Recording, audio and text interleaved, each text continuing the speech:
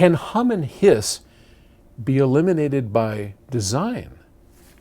Okay, this comes from Ed in Orange County. Mr. Ed. Remember that show? I don't know how many people saw that. I don't think my kids ever know it. Wilbur, the talking horse. I mean, you imagine pitching that whole thing to a producer? Yeah, you see, I got this guy, and his name's Wilbur, and he's kind of a doofus, and his saving grace is he has a horse named Ed, and it's in the stable in the back, and Ed is a talking horse. And so the whole plot goes around Wilbur's foolishness going around talking to Mr. Ed for advice, and Ed's really the smart guy. And anyway, it's like, wow, what were you guys drinking? Anyway, it was a pretty popular show. Mr. Ed, Wilbur. All right, I wonder who did the voice for that. Hey, Paul, I just found out my AV receiver and my separate amps are outputting a hum and a hiss. I can hear it when I put my ear close to the speaker's tweeter or woofer, and I even disconnected the RCA cable in the input on my separate amp. I remember back in the days when I was making audio amplifiers as a hobby that I was able to eliminate the issue by proper placement of components within the amplifier. Did the manufacturer sacrifice the proper placement of components inside the amp for aesthetics? You know, like lining everything up and making it look good? Or does it mean that the power line is producing noise and this can be eliminated by using a power generator like your power plant? I've tried using a power conditioner, but it did not work as well as it shouldn't. Even one of our regenerators, while it would make your amp sound a lot better, it's not going to fix that problem. So, first off, and please don't take this the wrong way, Ed, so what? You put your ear up to the tweeter and you put your ear up to the woofer and you hear a bit of hiss and hum? Yeah, so when you sit down, can you hear it? If not, it's irrelevant. I mean, I go through this with people a lot, and some people get a little huffed. Well, I shouldn't hear anything. Yeah, you're right. You probably shouldn't. But I should also be good looking and rich, and that ain't happening in my lifetime. But, all right, so, but technically speaking, where do we go with this? First, I just don't think it matters, and I just think if you like the sound of your product, just, it's all right. But you asked a good question, and like here are amps, and we spend a great deal of time, as plenty of manufacturers do, getting things right in here. And hum can come from a number of places. It's one of the, well, hum and hiss are very different, right?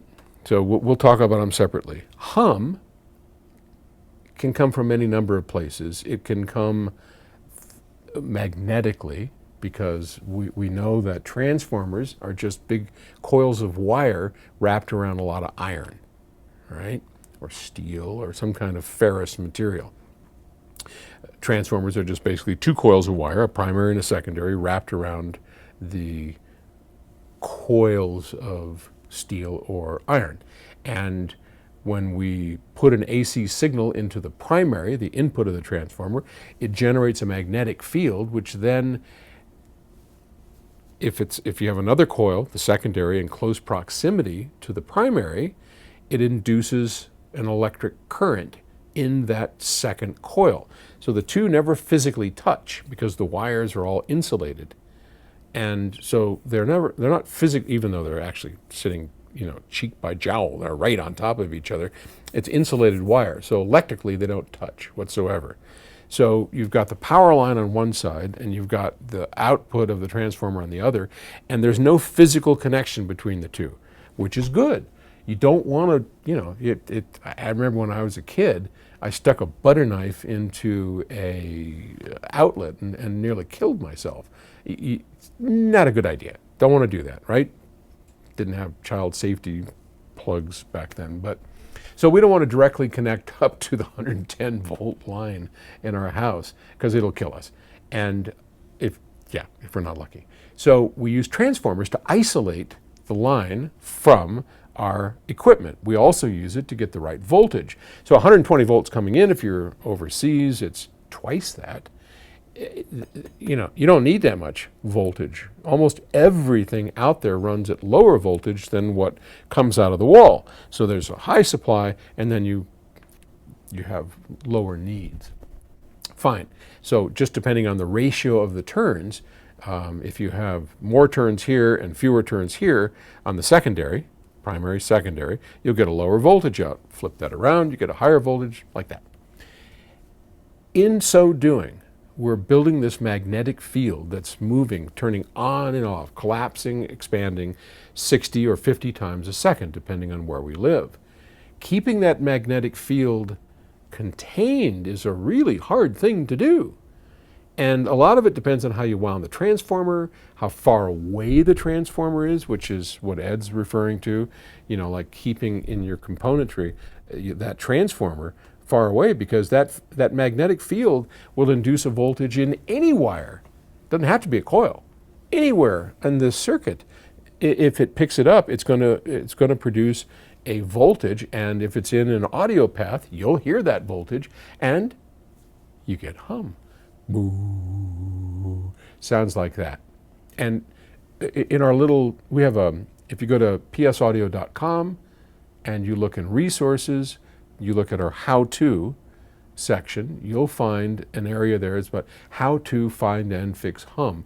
And there we give you a couple of examples of what different hum sounds like. So magnetically induced hum, like I just described, 60 or 50 hertz. Ground loop hum, which I don't have time in these, and maybe we'll do a whole Ask Paul about the difference between ground loops and whatnot. But that hum is from the rectified version, which is double that, and it's more of a bzzz, like an angry insect sound. That's 120 hertz or 100 hertz. Buzz, that's not actually hum, that's what we refer to as buzz. So you zzz, that's kind of a ground loop, and you have 50, 60 hertz. Better versions of it on our website. So yes, layout can affect that dramatically. And sometimes we're trying to build something that's very compact. That becomes very difficult to do. You can turn transformers because there's some areas that have a greater magnetic field and some that's less. Hiss is entirely different. Hiss is caused by the actual design of the circuit itself. So that is nothing to do with layout. Hiss is all to do with how much gain, what kind of devices you used, what kind of noise those devices have.